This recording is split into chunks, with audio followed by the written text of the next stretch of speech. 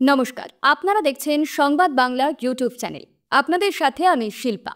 জানাবো আজকের বাছাই করা কিছু গুরুত্বপূর্ণ খবর। প্রধান সংবাদগুলি জানার আগে শুরুতেই দেখে নিন আজকের হেডলাইন। খেলতে গিয়ে নিখোঁজ তৃতীয় শ্রেণীর পড়ুয়া, পুকুর থেকে উদ্ধার বালকের ট্রিপল মোড়া দেহ। পশ্চিমবঙ্গে মুসলিম লীগ 2 সরকার, সুরবাদ্দি জিন্না যা পারেনি খালা মমতা তাই করছেন, শুভেন্দুর বিস্ফোরক মন্তব্য। দুর্গাপুজোয় দ্বিচারিতা, বিজেপির জেলার পুজো কমিটিগুলিকে অর্থ সাহায্যের সিদ্ধান্ত। কার কাছ থেকে কত টাকা নিয়েছিলেন জীবনকৃষ্ণ, জেরায় চাঞ্চল্যকর তথ্য দাবি ইডির। 400 কেজি আরডিএক্স নিয়ে মুম্বাই উড়িয়ে দেওয়ার হুমকি, নয়ডা থেকে গ্রেপ্তার অভিযুক্ত। মমতা বন্দ্যোপাধ্যায়ের বাংলাদেশিদের প্রতি একটু বেশি প্রেম রয়েছে, মন্তব্য গিরিরাজ সিংয়ের। অভিষেকের নাম ভাঙিয়ে ভোটের টিকিট পাইয়ে দেওয়ার প্রতিশ্রুতি দিয়ে তোলাবাজি, গ্রেপ্তার অভিযুক্ত। স্কুলে নিয়োগে 35,726টি শূন্যপদ প্রকাশ করল এসএসসি। সবচেয়ে বেশি শূন্যপদ কোন বিষয়?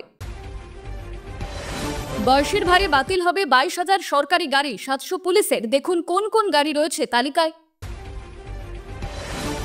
রাষ্ট্রসংঘের অধিবেশনে যোগ দিতে আমেরিকা যাবেন না মোদি, ঘুরিয়ে ট্রাম্পকে বার্তা। প্রতিবেশীর বাড়িতে আগুন নেভাতে এসে বিপত্তি, অগ্নিদগ্ধ হয়ে মৃত্যু 2 যুবকের। প্রিয় দর্শক, আপনি যদি আমাদের চ্যানেলে নতুন হয়ে থাকেন তাহলে চ্যানেলটিকে সাবস্ক্রাইব করে পাশে থাকা বেল আইকনটি ক্লিক করে রাখুন পরবর্তী খবরের আপডেটগুলো সবার প্রথমে পেতে। এক নাবালককে খুনের অভিযোগ ঘিরে উত্তপ্ত নদিয়ার তেহট্টের নিশ্চিন্তপুর। বেধড়ক মারধরে প্রাণ গেল আরও 2 জনের। শনিবার সকালে পুকুর থেকে ওই নাবালকের ট্রিপল মোড়া দেহ উদ্ধারের পরে এলাকায় উত্তেজনা ছড়ায়। প্রতিবেশীর বিরুদ্ধে খুনের অভিযোগ তুলে চড়াও হন স্থানীয় বাসিন্দারা। বাড়িতে আগুন ধরিয়ে দেওয়া হয়। সেই সময় বেধড়ক মারধরে অভিযুক্ত প্রতিবেশী এবং আরও একজনের মৃত্যু হয়। স্থানীয় সূত্রে জানা গিয়েছে, গতকাল বিকেলে খেলতে গিয়ে আর বাড়ি ফেরেনি তৃতীয় শ্রেণীর স্বর্ণাভ বিশ্বাস। বাড়ির লোক চারিদিকে খোঁজ করে কিন্তু কোথাও পাওয়া যায়নি। এদিন সকালে বাড়ির কাছে পুকুরে ওই নাবালকের ট্রিপল মোড়া দেহ ভাসতে দেখেন স্থানীয় বাসিন্দারা। স্বর্ণাভকে খুন করে পুকুরে ফেলে দেওয়া হয় বলে অভিযোগ ওঠে। এলাকায় উত্তেজনা ছড়ায়। প্রতিবেশী উত্তম মণ্ডলের বিরুদ্ধে স্বর্ণাভকে খুন করে পুকুরে ফেলার অভিযোগ। এরপরে ওই প্রতিবেশীর বাড়িতে চড়াও হন স্থানীয় বাসিন্দারা। উত্তম এবং আরও একজনকে বেধড়ক মারধর করা হয়। বাড়িতে আগুন ধরিয়ে দেওয়া হয়। খবর পেয়ে পৌঁছয় দমকল এবং পুলিশ। মারধরে গুরুতর জখম অবস্থায় 2 জনকে তেহট্ট হাসপাতালে নিয়ে গেলে মৃত বলে ঘোষণা করেন চিকিৎসকরা। স্থানীয় বাসিন্দারা বলছেন, স্বর্ণাভের মাথায় কাটার দাগ রয়েছে, নাক এবং চোখ দিয়ে রক্ত বেরিয়েছে। উত্তম মণ্ডলের বিরুদ্ধে তাদের অভিযোগ, এর আগেও অভিযুক্ত ব্যক্তি কয়েকজন স্কুল ছাত্রকে পাচারের চেষ্টা করেছিলেন। তাদের নিয়ে পলাশী চলে গিয়েছিলেন, সেখানে গিয়েই ধরা পড়েন। এবার স্বর্ণাভকে পাচারের ছক ছিল বলে অভিযোগ। তবে স্থানীয় বাসিন্দারা এভাবে আইন হাতে তুলে নেওয়ায় প্রশ্ন উঠছে। কয়েকদিন আগে নৃশংসভাবে পিটিয়ে খুনের একটি সিসিটিভি ফুটেজ সামনে এসেছিল দক্ষিণ 24 পরগনার ক্যানিংয়ের তালদিতে। চোর সন্দেহে এক যুবককে বেধড়ক মারধর করা হয়। শুধু তাই নয়, গণপিটুনির পর যুবককে দড়ি দিয়ে বেঁধে টেনে হিচড়ে নিয়ে যাওয়া হয়। তারপরেই মৃত্যু হয় যুবকের।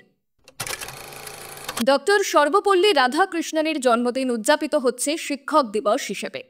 আবার আজই ঈদে মিলাদুন্নবী। সরকারি ছুটির দিন হওয়ায় গতকালই রাজ্য সরকার শিক্ষক দিবস উদযাপনের অনুষ্ঠান সেরে ফেলেছে। আর তা নিয়ে এবার সরব হলেন রাজ্যের বিরোধী দলনেতা শুভেন্দু অধিকারী। আজ নন্দীগ্রাম, কাঁথি, বেলদা সহ নানান জায়গায় শিক্ষক দিবস উদযাপন অনুষ্ঠানে হাজির ছিলেন শুভেন্দু। গতকালই তিনি সরকারের শিক্ষক দিবস উদযাপনকে কটাক্ষ করেছিলেন। আজও তীব্র সমালোচনায় বিদ্ধ করলেন মুখ্যমন্ত্রী মমতা বন্দ্যোপাধ্যায়কে।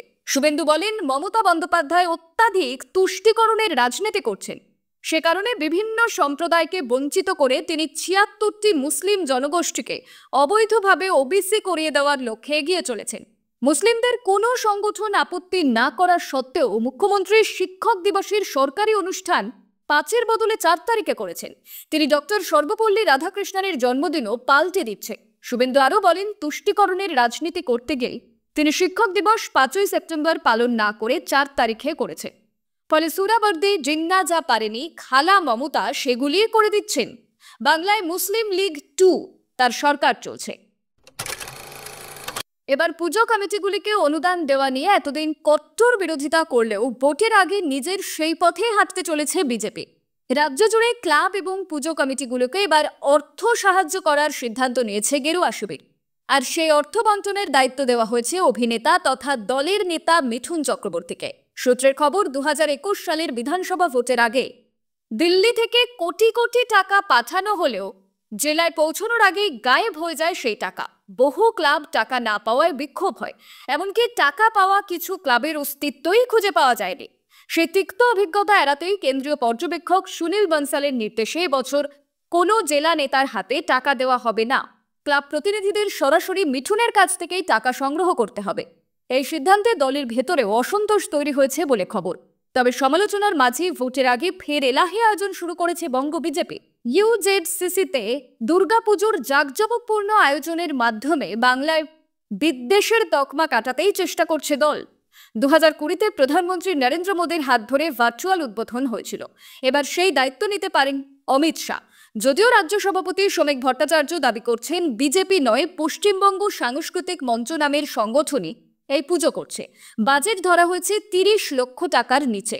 অন্যদিকে বিজেপি ছেড়ে তৃণমূলে যাওয়া সংঘমিত্রা চৌধুরীর কটাক্ষ, ভোটের সময় বিজেপি পুজো নিয়ে মাতামাতি করে, অন্য সময় কেন নয়?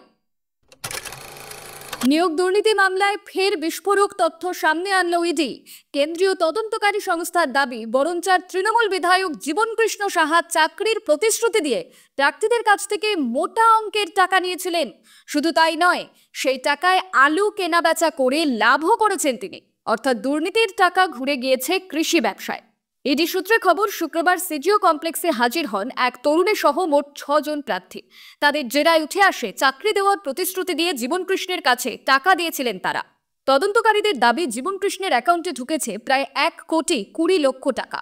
চলতি বছরের গোড়ায় জামিনে মুক্তির পর কয়েকজনকে আংশিক টাকা ফেরতও দিয়েছিলেন তিনি।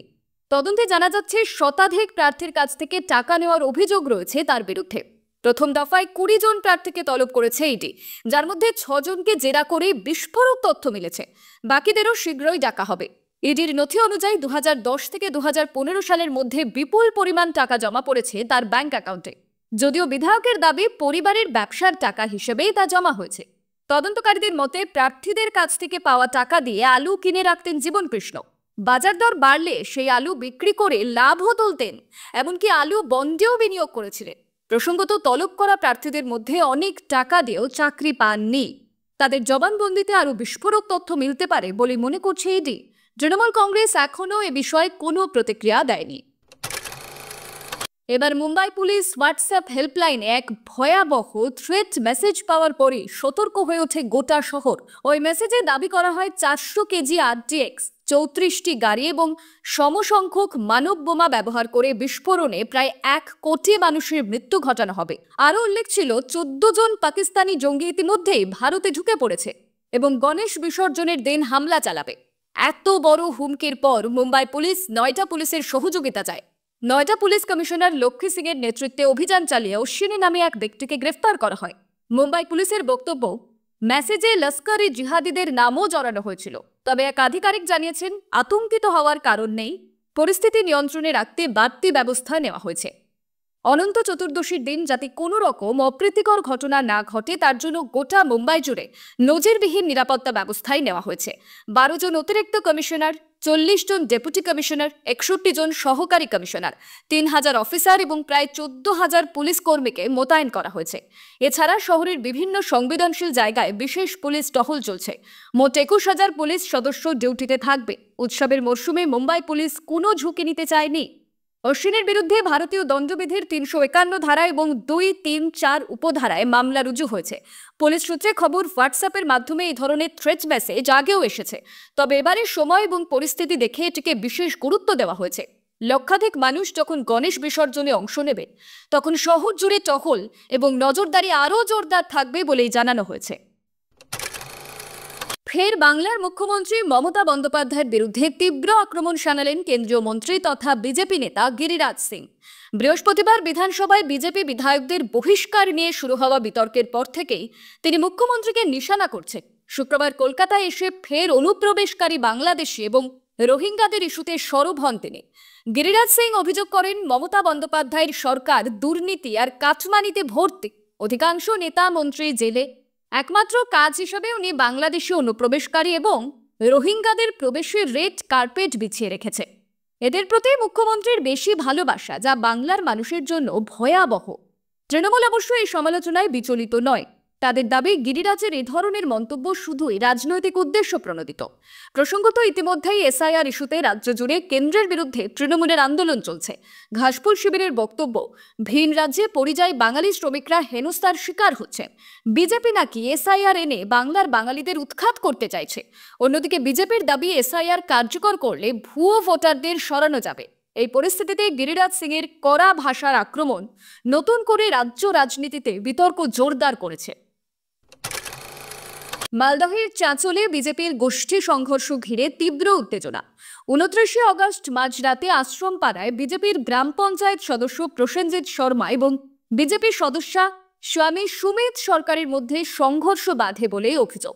ধারালো অস্ত্র এবং লাঠি নিয়ে দুই পক্ষে একে অপরের উপর চড়াও হয়।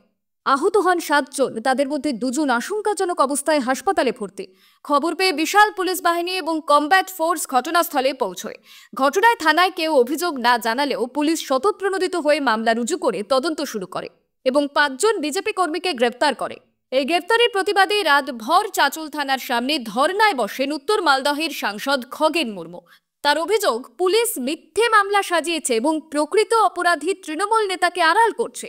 তিনি আইসির সঙ্গে দেখা করতে চাইলে অনুমতি পাননি। স্থানীয় সূত্রে জানা যায়, সুমিত সরকার আগে তৃণমূল করতেন, পরে শুভেন্দু অধিকারীর ঘনিষ্ঠ অম্লান ভাদুরীর হাত ধরে বিজেপিতে যোগ দেন।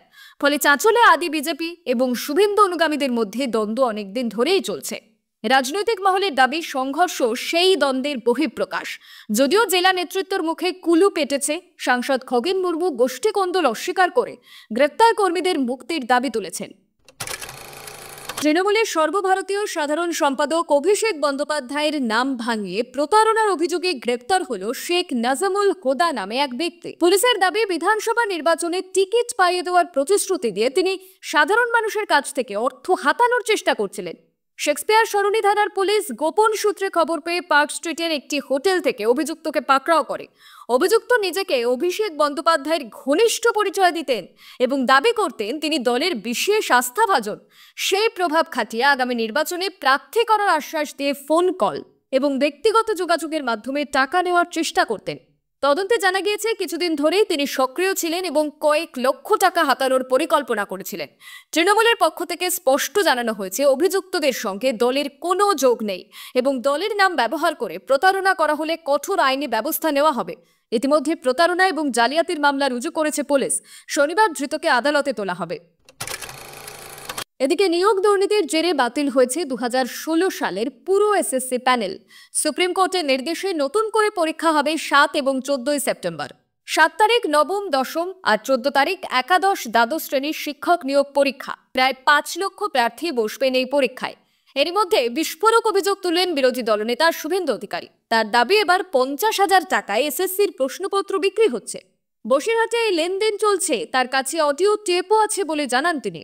শুভেন্দুর অভিযোগ, চোর মমতা প্রশ্ন বিক্রি করবে, ভাইপো মাল তুলবে। আগের মতোই নতুন এজেন্ট নিয়োগ করা হচ্ছে। তার মতে রাজ্যে দুর্নীতি এখন প্রাতিষ্ঠানিক আকার নিয়েছে। যদিও স্কুল সার্ভিস কমিশন সমস্ত অভিযোগ খারিজ করে দিয়েছে।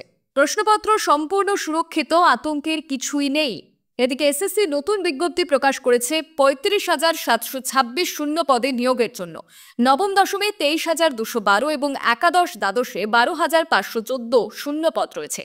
17% ওবিসি সংরক্ষণ মেনে বিজ্ঞপ্তি প্রকাশিত হয়েছে। সব মিলিয়ে নিয়োগের আগে বিরোধী অভিযোগে তোলপাড় রাজ্য। রাজ্যে প্রায় 22,000 পুরনো সরকারি গাড়ি বাতিল করার সিদ্ধান্ত নিয়েছে নবান্ন। এর মধ্যে পুলিশেরই প্রায় 700 গাড়ি রয়েছে, পরিবহন দপ্তরের 481টি, বিভিন্ন রাষ্ট্রায়ত্ত সংস্থার 710টি এবং পূর্ত পঞ্চায়েত, জনস্বাস্থ্য, কারিগরি সহ অন্যান্য দপ্তরের প্রায় 20,000 গাড়ি চিহ্নিত করা হয়েছে। সব মিলিয়ে ধাপে ধাপে এই গাড়িগুলি স্ক্র্যাপ করা হবে। সূত্রের খবর, নতুন গাড়ি কেনার কাজ ইতিমধ্যেই শুরু হয়েছে। এবার জোর দেওয়া হচ্ছে বৈদ্যুতিক গাড়ি কেনায়। পাশাপাশি বহু গাড়ি ভাড়াতেও নেওয়া হচ্ছে, যাতে সরকারি আধিকারিকদের যাতায়াতের সমস্যা না হয়। নবান্নের এক আধিকারিক জানিয়েছেন, সরকারি গাড়ির অপব্যবহার রুখতে এই পদক্ষেপ কার্যকর হবে। অনেক সময় এই গাড়িগুলি ব্যক্তিগত কাজে ব্যবহার হয় বা যাদের গাড়ি পাওয়ার কথা নয় তারাও সুবিধা পায়। সম্প্রতি পরিবহন দপ্তর বেসরকারি পুরনো গাড়ি ধরপাকড় এবং বাতিলের প্রক্রিয়া শুরু করেছে। এবার সরকারি ক্ষেত্রেও একই ব্যবস্থা নেওয়া হচ্ছে। বাতিল হওয়া গাড়িগুলি ডিপো বা খোলা জায়গায় রাখা হচ্ছে। সুপ্রিম কোর্টের নির্দেশে 15 বছরের মেয়াদ বাড়লে পুনরায় ব্যবহার করা হবে কিনা সেই সিদ্ধান্ত পরে নেওয়া হবে। আপাতত নিয়ম মেনেই পুরনো গাড়ি বাতিলের কাজ এগোচ্ছে বলে নবান্ন কর্তাদের দাবি। রাষ্ট্রসংঘের সাধারণ পরিষদের 80তম অধিবেশনে যোগ দিচ্ছেন না প্রধানমন্ত্রী নরেন্দ্র মোদী। তার পরিবর্তে ভারতের পক্ষ থেকে ভাষণ দেবেন বিদেশমন্ত্রী এস জয়শঙ্কর। আগে ঠিক ছিল 26শে সেপ্টেম্বর ভাষণ দেবেন মোদী, তবে পরিবর্তিত পরিস্থিতিতে জয়শঙ্কর 27শে সেপ্টেম্বর বক্তব্য রাখবেন। জুলাইয়ে প্রকাশিত তালিকায় জানানো হয়েছিল চীন, পাকিস্তান, বাংলাদেশের প্রশাসনিক প্রধানদের সঙ্গে মোদীও উপস্থিত থাকবেন, কিন্তু শেষ মুহূর্তে সিদ্ধান্ত বদল হয়েছে। প্রসঙ্গত, নিউ ইয়র্কে অনুষ্ঠেয় একটি অধিবেশনে প্রথমে বক্তব্য রাখবে ব্রাজিল, এরপর ভাষণ দেবেন মার্কিন প্রেসিডেন্ট ডোনাল্ড ট্রাম্প। ক্ষমতায় প্রত্যাবর্তনের পর এটাই তার প্রথম রাষ্ট্রসংঘ অধিবেশন। সম্প্রতি ট্রাম্প সোশ্যাল মিডিয়ায় লিখেছিলেন, পুতিন এবং জিনপিং এর পাশে মোদীকে দেখে মনে হচ্ছে রাশিয়া এবং ভারতকে চীনের কাছে হারিয়ে ফেলেছেন তিনি। এ নিয়ে নয়াদিল্লি কিছুই বলেনি, তবে ট্রাম্প পরে দাবি করেন তার মন্তব্য হতাশার বহিঃপ্রকাশ। এর আগে প্রাক্তন মার্কিন নিরাপত্তা উপদেষ্টা জন বল্টনও জানিয়েছিলেন মোদী ট্রাম্প সম্পর্কে রীতি ঘটেছে। ফলে অধিবেশনে ট্রাম্প কি বলেন এবং ভারতের প্রতিক্রিয়া কি হয় সেদিকেই নজর থাকবে আন্তর্জাতিক মহলের। রান্নার গ্যাসের সিলিন্ডার ফেটে ভয়াবহ অগ্নিকাণ্ডে মৃত্যু হলো 2 ব্যক্তির। বুধবার ঘটনাটি ঘটেছে মুর্শিদাবাদের জঙ্গিপুরে। জানা গিয়েছে, দিন দুপুরে স্থানীয় বাসিন্দা চাদু দাসের রান্নাঘরে কোনোভাবে আগুন লেগে যায় গ্যাসের সিলিন্ডারে। বিকট শব্দে ফেটে যায় সিলিন্ডার। সিলিন্ডার ফাটার শব্দ শুনে ছুটে আসেন প্রতিবেশীরা। আগুন নেভাতে গিয়ে গুরুতর জখম হন কমপক্ষে 6 থেকে 7 জন। তাদের উদ্ধার করে চিকিৎসার জন্য নিয়ে যাওয়া হয় মুর্শিদাবাদ মেডিকেল কলেজে। সেখানে চিকিৎসাধীন অবস্থায় মৃত্যু হয় উজ্জ্বল দাস এবং চণ্ডী প্রধান নামে 2 প্রতিবেশী। এই ঘটনায় শোকস্তব্ধ গোটা এলাকা। আজ 6 সেপ্টেম্বর। এই ছিল আজকের বিশেষ খবর। আজকের মতন এখানেই শেষ করছি। আবার দেখা হবে নতুন আপডেট নিয়ে। নিয়মিত সঠিক খবর পেতে সংবাদ বাংলা চ্যানেলটি সাবস্ক্রাইব করুন। ভালো লাগলে লাইক আর শেয়ার করতে ভুলবেন না। ধন্যবাদ।